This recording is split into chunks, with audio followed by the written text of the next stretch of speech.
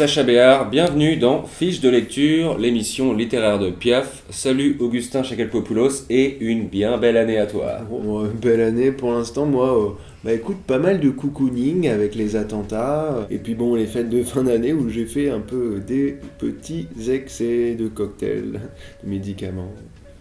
Aujourd'hui, on parle de Soumission de Michel Houellebecq qui raconte l'arrivée au pouvoir d'un parti musulman en France en 2022, le tout vu par un professeur de littérature. Une utopie donc. J'avoue.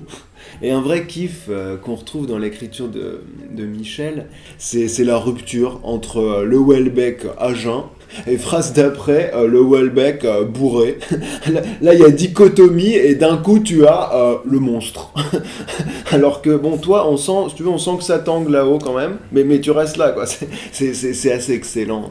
Séisme de niveau 10 000 sur l'échelle de Richter, page 41. En réalité, je n'ai jamais été persuadé que ce soit une si bonne idée que les femmes puissent voter, suivre les mêmes études que les hommes, accéder aux mêmes professions, etc. Enfin, on s'y est habitué, mais est-ce que c'est une bonne idée au fond ? Michel, je suis ton pote, je pense que tu feras moins le malin quand les féministes imposeront la charia. Rappelons que le titre Soumission n'est sûrement pas choisi au hasard, vu que c'est la traduction littérale du mot arabe bondage. À tous ceux qui trouvent cet ouvrage islamophobe, que ce soit les musulmans ou les mécréants, calmez-vous, ce n'est qu'une fiction. Moi, je suis raélien, et quand la possibilité du Nil est sortie, j'ai fermé ma gueule. Oui, d'autant que le narrateur de Soumission m'apparaît moins islamo-sceptique que franchement aquaphobe. Le bouquin nous met aussi en garde sur une probable accession au pouvoir du FN. Et en tant que profond républicain, ça me fait vraiment peur parce que je refuse catégoriquement qu'une femme nous dirige.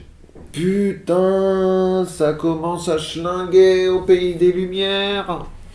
Alors que moi, pour avoir enseigné quand même 3 ans dans un collège, donc ZEP, d'accord ? C'est vrai. Les jeunes que je vois par webcam, ils sont alors peut-être un peu paumés, ils cherchent peut-être des repères, mais ils cherchent surtout du boulot. Enfin, tu sais, la vague bleu marine, elle arrive. Mais moi, je wax ma borne.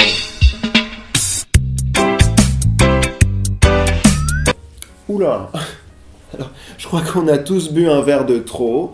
Ce livre, c'est uniquement un prisme sociétal. C'est tout. Alors, il n'a pas plu à l'autre garce de Trierweiler. Eh bien, je lui retourne son compliment et lui lance merde. Et avec la parano ambiante, si vous avez peur de lire ce livre dans le métro, eh bien ce que je vous recommande, c'est de le planquer dans un Charlie Hebdo. Ah, t'es Charlie, toi ? Je suis pas Charlie, mais je suis pas Charlie non plus. Disons que je me vois plus comme un lanceur d'alerte. 2 choses. Un parti musulman à l'Elysée en 2022 ? L'auteur oublie quand même un détail qui a son importance et qui s'appelle les Anonymous et qui ne laisseront jamais ça arriver. Parce que je crois que personne ici a envie de voir le site elysée.fr inaccessible pendant une semaine.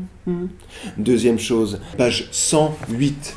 Que ce soit sur iTélé, BFM ou LCI, on ne parlait plus que de ça, bla bla bla bla bla.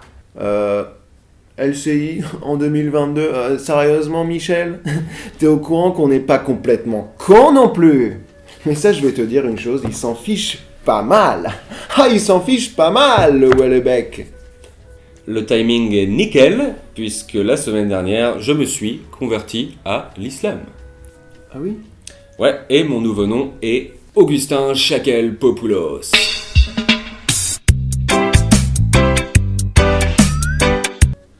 Ah, c'est marrant parce que moi, je vais faire mon alia. C'est-à-dire ? Je vais me cracher dans un accident d'avion.